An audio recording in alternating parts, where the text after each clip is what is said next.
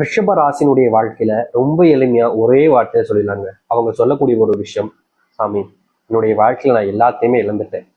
எனக்கு பிடிச்சது கூட என்னை விட்டு போயிடுச்சு. இப்போ மிச்சம் இருக்கிறது என்னுடைய உயிர் மட்டும்தான். இது எப்ப என்னை விட்டு போக போகுதுன்னு தெரியல. இது எனக்கு சொந்தமானதும் கிடையாதுன்னு எனக்கே தெரியும். ஏன்னா இதை நான் எப்போதுமே என்கிட்ட பிடிச்சு வச்சுக்க முடியாதுல்ல. மற்றதையாவது என்னுடைய வாழ்க்கையில நான் வச்சுக்கணும்னு நினைச்சா அதுக்கு முயற்சி பண்ணலாம். ஆனா இதை என்னால அதுவும் முடியாதுங்க. இப்ப வரைக்கும் என்னுடைய மனசுல தோன்ற விஷயம், இந்த உயிர் எப்ப போகும்? நான் ரொம்ப காத்துக்கிட்டு இருக்கேன் சாமி, இந்த உயிர் எப்ப போகும்னு அப்படின்னு மனசுக்குள்ள ரொம்ப கஷ்டத்துடனும் துன்பத்துடனும் தான் இருக்காங்க இந்த ரிஷபராசிக்காரர்கள். ரிஷபராசினுடைய மனசுல எவ்வளவுதான் காயங்களும் கஷ்டங்களும் இருந்தாலும் அதை வெளியே யார்கிட்டயுமே சொல்ல மாட்டாங்கங்க. ஏன்னா அவங்க மத்தவங்ககிட்ட சொல்லி சிம்பத்தியவோ இல்ல மத்தவங்களுடைய அனுபவத்தையோ தேடிக்கணும்னு நினைக்கவே மாட்டாங்க. இவர்களை பத்தி மத்தவங்களுக்கு தெரிஞ்ச விஷயங்கள் என்பது ரொம்ப கம்மிங்க. உங்களுடைய நெருங்கிய நண்பராக இருப்பாங்க, இல்ல உங்களுடைய உறவாக கூட இருப்பாங்க. ஆனா ரிஷபராசிக்காரர்கள் என்றாலே அவங்களை பத்தி மத்தவங்களுக்கு தெரியக்கூடிய விஷயம் ரொம்ப கம்மியானது. 1% கூட தெரிஞ்சிருக்காதுன்னு வச்சுக்கோங்களேன்.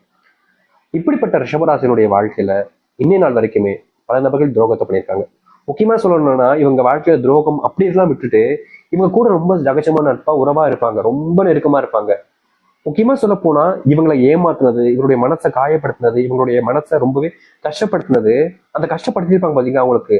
அவங்க இவங்களை கஷ்டப்படுத்தினே தெரியாத மாதிரி, ரொம்ப நெருக்கமா இருக்கிற மாதிரி, ஒரு நண்பன் மாதிரி, ஒரு சகோதரன் மாதிரி மறுபடியும் பழக ஆரம்பிப்பாங்க. இவங்களுக்கு மனசுக்குள்ள அது எவ்வளவு கஷ்டத்தை கொடுத்துருக்குன்னு அவங்களுக்கு புரிஞ்சுக்க கூட அது தோணாதுங்க. இப்படி ரிஷபராசினுடைய வாழ்க்கையில அதுவும் நடந்திருக்கு. அது மட்டும் இல்லைங்க, இது எல்லாத்தையும் விடுங்க. ரிஷபராசினுடைய வாழ்க்கையில மத்தவங்க தெரிஞ்சவங்க தெரியாதவங்க எல்லாம் விடுங்க. இவங்களுடைய குடும்பத்துல இருக்கக்கூடிய கணவன், மனைவி, முக்கியமா பெற்றவர்கள், இவங்களுக்குள்ள ஏற்படக்கூடிய விஷயங்கள், சகோதர சகோதரிக்குள்ள வரக்கூடிய விஷயங்கள்னு அதுல கூட இப்படிப்பட்ட விஷயங்கள் தாங்க. முக்கியமா சொல்லப்போனேன் அப்படின்னா, இவங்க ஒரு தப்பு பண்ணிட்டாங்க. ஏதோ தெரிஞ்சோ தெரியாமலோ ஒரு தப்பு பண்ணிட்டாங்க ரிஷபராசிக்காரர்கள். இப்படி ஃபார் எக்ஸாம்பிள் சொல்லணும்னா காதலிக்கிறாங்கன்னு வச்சுக்கோங்களேன். இப்போ இந்த காதலிக்கிறாங்கன்ற விஷயம் குடும்பத்துக்கு தெரிஞ்சா மிகப்பெரிய ஒரு சண்டையாகும், பிரச்சனையாகும், தேவையில்லாத குழப்பங்களை கொடுக்கும். அதுவும் இந்த வயசுல இது தெரிய வந்துச்சுன்னா என்னுடைய படிப்பையும் நிப்பாட்டிடுவாங்க, என்னை விட்டு வீட்டு விட்டு அனுப்பவே மாட்டாங்க, என்னை வேலைக்கு போக வச்சிருவாங்க, இப்படின்னு பல குழப்பங்கள்ல இருப்பாங்க இந்த ரிஷபராசிக்காரர்கள். தெரிஞ்ச சகோதரனா இருக்கலாம், இல்ல சகோதரியா இருக்கலாம், இல்ல அம்மாக்கோ இல்ல அப்பா யாருக்கும் ஒருத்தங்களுக்கு தெரிஞ்சிருக்கு. ஆனா அதை எல்லாத்தையுமே தெரியப்படுத்துவாங்க அந்த ஒரு நபர். அது எப்படின்னா எல்லோரும் முன்னாடி வச்சும் அசிங்கப்படுத்துற மாதிரி உங்ககிட்ட கேள்வி கேட்பாங்க. உடனே நான் இதுக்கு தான் வளர்த்தனா, உனக்கு இதுக்கு தான் நான் அப்படி சோதப்பட்டு கொடுக்கணும் அப்படின்ற மாதிரி சில வார்த்தைகளையும் விட்டுருவாங்க. இதை எல்லாத்தையுமே பார்த்த ரிஷபராசனுடைய வாழ்க்கையில இதுக்கப்புறம் இவங்க கூட நம்ம பேசக்கூடாது, இவங்க விட்டு தள்ளி இருக்கணும்னு நினைப்பாங்க. ஆனா எதுவுமே நடக்காத மாதிரி மறுநாள் காலையில வந்து இவங்ககிட்ட ரொம்ப சகஜமா பேசுவாங்க. ஏதோ இவங்க தப்பே பண்ணாத மாதிரியும், அதாவது எப்படி சொல்லணும்னா காதலிக்கிறதுன்றது தப்பே கிடையாதுங்க. முக்கியமா சொல்லணும்னா இவங்களுடைய மனசுக்கு பிடிச்சவங்க கூட காதல் பயப்படுறாங்க, இது தப்பு எதுவும் இல்லை. ஆனா இந்த ஒரு விஷயத்த கூட இவங்களை பழி வாங்கணும், இவங்க நல்லா இருக்கக்கூடாது, வீட்டுல இவங்க எப்பவுமே கெட்டவங்களா தெரியணும், கஷ்டப்பட்டுக்கிட்டே இருக்கணும், கஷ்டப்பட்டு கண்ணீரோட இருக்கணும்ன்றதுக்காக இவங்க பண்ண ஒரு விஷயம் இந்த ரிஷபராசிக்காரர்களுக்கு பெருசா மனசுல உள்ள பாதிப்பை கொடுத்துருச்சு. இப்ப வரைக்குமே இது போன்ற பல விஷயங்கள், இது யதார்த்தமா சொன்னது, இது போல நிறைய விஷயங்களை மறுபடியும் மறுபடியும் பண்றாங்க. யதார்த்தமா சொல்ல போனா இவங்க ஒரு தொழில் தொடங்கலாம்னு ஆரம்பிச்சாங்க. அப்போ வீட்டுல கொஞ்சம் காசு வாங்கினாங்க. அந்த காசுனால எல்லாத்தையும் போட்டு தொழில் தொடங்க ஆரம்பிச்சாங்க. ஆனா திடீர்னு நஷ்டமாயிடுச்சு. ஆனா இந்த ரிஷபராசிக்காரர்கள் தெரியும் அந்த நஷ்டத்தை நான் ஈடு கட்டிடுவேன், எப்படியாவது முயற்சி பண்ணி வாழ்க்கையில முன்னுக்கு வந்துருவேன்றது. ஆனா இது தெரிஞ்சுக்கிட்ட சில குடும்பத்தார்கள் இவங்க கிட்ட வீட்டுல வந்து சொல்லி எல்லாரும் முன்னாடியும் மறுபடியும் அவமானப்படுத்த வச்சாங்க, அசிங்கப்படுத்த வச்சாங்க. இப்படியே மாறி மாறி மாறி மாறி மாறி இவங்க எல்லாரும் முன்பும் அசிங்கப்படுவது, அவமானப்படுவது, கஷ்டப்படுவதுன்னு இருக்காங்க. ஏன்னா எல்லாத்தையுமே அசிங்கப்பட்டாச்சு, நீ வாழ்ந்து என்ன செய்ய போறோம்னு தான் இந்த ரிஷபராசனுடைய இப்போ மனசுல இருக்கக்கூடிய விஷயம். எப்போ எனக்கு சாவு வரும், எப்போ எனக்கு வாழ்க்கையில இருந்து நான் போவேன், இப்படின்ற எண்ணங்கள் தான். உண்மையை சொல்ல போனா இவ்வளவு நாள் நீங்க அனுபவிச்ச காலங்கள்லாம் விடுங்க, இதுதாங்க உங்களுடைய வாழ்க்கையே ஆரம்பிக்க போகுது. நீங்க கண்ட கனவுகள் நிறைவேறுவதோடு உங்களுடைய துன்பங்கள் நீங்குவதோடு நீங்க பார்த்த வாழ்க்கையை எல்லாத்தையும் மறந்துடுங்க. இனி எல்லாமே இதுதான் உங்களுடைய வாழ்க்கையாக அமைய போகுது. சரி, இந்த ரிஷபராசனுடைய வாழ்க்கையில வருகின்ற காலங்கள் எந்த அளவுக்கு நல்லது நடக்க போகுது, முக்கியமா இனி வரக்கூடிய காலங்களில் எப்படிப்பட்ட வாழ்க்கையை வாழ போறீர்கள் என்பதை பற்றி தெளிவாக பார்ப்போம். அதற்கு முன் நம்முடைய சேனலுக்கு நீங்கள் ஒரு புதிய பார்வையில் இருப்பினும் இதுவரைக்கும் நம்ம சேனல் சப்ஸ்கிரைப் பண்ணாமல் பார்க்குறன்ற போதும் சேனலை மறக்காம சப்ஸ்கிரைப் பண்ணிக்கோங்க. பக்கத்தில் இருக்கக்கூடிய பெல் ஐக்கானையும் கிளிக் பண்ணிக்கோங்க. அப்பதான் போடக்கூடிய அனைத்து தகவல்களும் உங்களுக்கு நோட்டிஃபிகேஷன் வந்து கொண்டிருக்கும். முடிஞ்ச அளவுக்கு வீடியோவை ஸ்கிப் பண்ணாம பாருங்க. ரிஷப ராசிக்கார அன்பர்களே, நீங்க வாழ்க்கையில ஒரு விஷயத்துக்காக போராடிக்கிட்டே தாங்க இருக்கீங்க. அது என்னன்னா குடும்பத்தார்கிட்ட நல்ல பேர் வாங்கணும், நண்பர்கள்கிட்ட நல்ல பேர் வாங்கணும், சொந்தக்காரங்கள்ட்ட நல்ல பேர் வாங்கணும், தான் காதலிக்க பொண்ணுகிட்ட, தான் காதலிக்கிற பையன்கிட்ட, தன்னுடைய அண்ணன்கிட்ட, தன்னுடைய தம்பிட்டன்னு நீங்க எல்லாத்தையுமே நல்ல பேர் வாங்கணும்னு ஓடிக்கிட்டு இருக்கீங்க. மற்றவங்களுக்காக தான் நீங்க ஓடுறீங்க. ஆனா உங்களுக்காக என்னைக்காச்சும் நீங்க ஓடி இருக்கீங்களா? அதை யோசிங்க. இப்போ இன்னிலிருந்து நீங்க உங்களுக்கான வாழ்க்கையை பார்க்க ஆரம்பிங்க. அதுவே உங்களுடைய வாழ்க்கையில முதல் வெற்றியாக இருக்கும். இதை சொன்னா நிறைய நபர்கள் சொல்லுவாங்க, ஏங்க எனக்கு தெரியுங்க, அது என்னுடைய குடும்பத்தார்கள் நான் நிரூபிக்கணும். நீங்க உங்களுக்கு முதல்ல நிரூபிக்க, அதுக்கப்புறமா ஆட்டோமேட்டிக்கா அது உங்களுடைய குடும்பத்தார்களுக்கு தெரிய வரும். இது நாள் வரைக்கும் உங்களுடைய கேரக்டரை பத்தி மத்தவங்க என்ன நினைக்கிறாங்கன்றத நினைச்சா வச்சு விட்டுருங்க. நீங்க நினைங்க, உங்களுடைய மனசுல நீங்க நினைக்கக்கூடிய விஷயத்த கொஞ்சம் கொஞ்சமா வெளிப்படுத்த ஆரம்பிங்க. அது மற்ற நபர்கள் அனைவருமே புரிஞ்சுப்பாங்க. இனி வரக்கூடிய காலங்கள்ல இந்த ரிஷபராசினுடைய வாழ்க்கையில மிகப்பெரிய பிரச்சனையாக கருதப்பட்ட ஒரு விஷயம், நீங்களும்னா நீங்க இப்படிப்பட்ட ஒரு விஷயத்த பண்ணிதாகணும். இது கடினமான ஒரு விஷயம் தான். எப்படிங்க நான் நிரூபிக்கிறது? கொஞ்சம் கஷ்டப்பட்டு உழைக்கணும். உங்களுடைய குடும்பத்தார்கள் உங்க மேல வச்சிருக்கக்கூடிய நம்பிக்கைன்றது மொத்தமா போச்சுல்ல. நீங்க இனிமே சம்பாதிக்க மாட்டீங்க, வேலைக்கு ஒழுங்கா போக மாட்டீங்க, ஒழுங்கான விஷயத்த செய்ய மாட்டீங்க, தொழில முன்னேற்றம் காமிக்க மாட்டீங்க. முக்கியமா நீங்க வேலைக்கு போனாலும் அதே இடத்துல வேலை பார்க்க மாட்டேங்கன்ற ஒரு சிலமான எண்ணங்கள் உங்களுடைய குடும்பத்தார்களுக்கு இருக்கும். முக்கியமா உங்க மேல தப்பான அபிப்பிராயங்கள் எந்த ஒரு விஷயத்தினால வந்துச்சோ அதை மாற்றுவதற்காக நீங்க குடும்பத்தார்கள்ட்ட சில விஷயங்களை செய்யுங்க. நீங்க முயற்சி எடுத்தீங்க அப்படின்னா அதுல உங்களுடைய வாழ்க்கையில வெற்றிகள் கட்டாயம் இருக்குங்க. நிறைய நபர்கள் இந்த ரிஷபராசிக்காரர்கள் செய்யக்கூடிய விஷயம் என்ன தெரியுமாங்க? முயற்சி எடுக்க மாட்டாங்க. எல்லாமே போச்சு, இதுக்கு மேல என்ன செய்ய, இதுக்கு மேல தெரிஞ்சா என்ன தெரியல, இவங்களுக்குள்ள வாழ்ந்த அந்த கஷ்டம் தான், வேற ஒண்ணும் இல்லை. அந்த கஷ்டத்தினால இவங்க செய்யணும்ன்ற எண்ணம் கூட வராம போயிருந்திருக்கும்.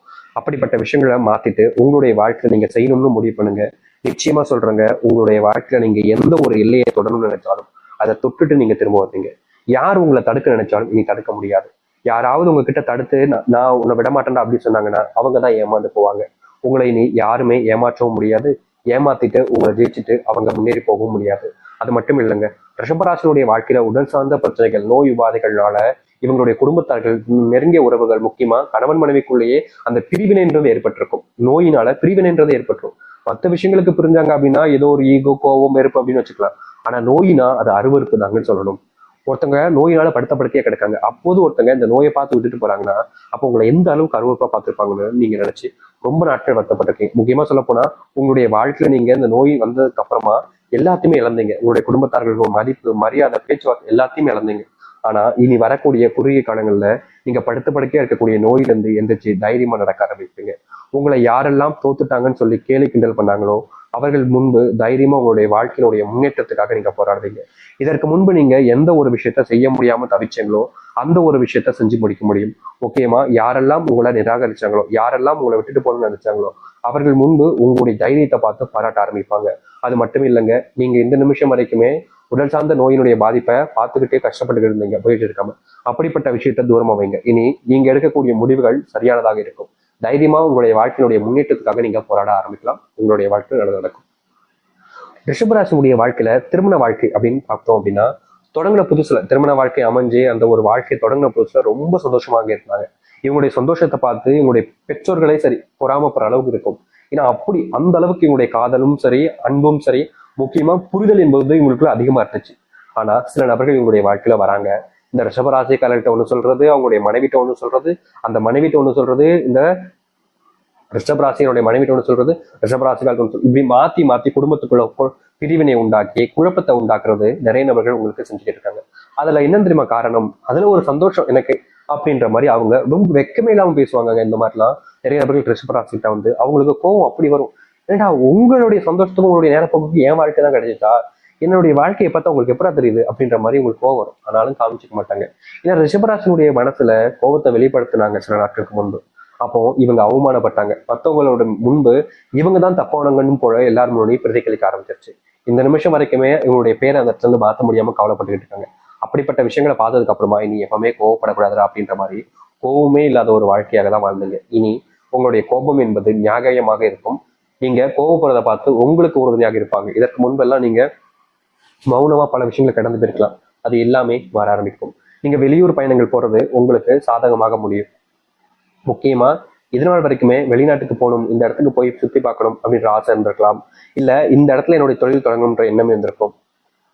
ஆனா அந்த ஒரு விஷயத்துக்கு உங்களுக்கு வெற்றியும் கிடைச்சிருக்காது. நீங்க எடுக்கக்கூடிய முயற்சிகள் உங்களுக்கு உறுதுணையாக யாருமே இருந்திருக்க மாட்டாங்க. ஆனா இனி வரக்கூடிய குறுகிய காலத்துல நீங்க எடுக்கக்கூடிய முயற்சிகள் என்பது வெற்றி பெற ஆரம்பிக்கும். யாரெல்லாம் உங்களை விட்டு தள்ளி போகணும்னு நினைச்சாங்களோ, யாரெல்லாம் உங்களுக்கு உதவி செய்யாம வேடிக்கை மட்டும் பார்த்தாங்களோ அவங்களே உங்களை தேடி வந்து உதவி செய்வாங்க. உங்களுக்கு என்ன உதவின்னு கேட்டு எல்லாத்துலயுமே உங்களுக்கான உதவிகளை செய்ய ஆரம்பிப்பாங்க. இந்த ரிஷபராசினுடைய வாழ்க்கையில சில நபர்கள் இவங்களுடைய மனசை காயப்படுத்துவதோடு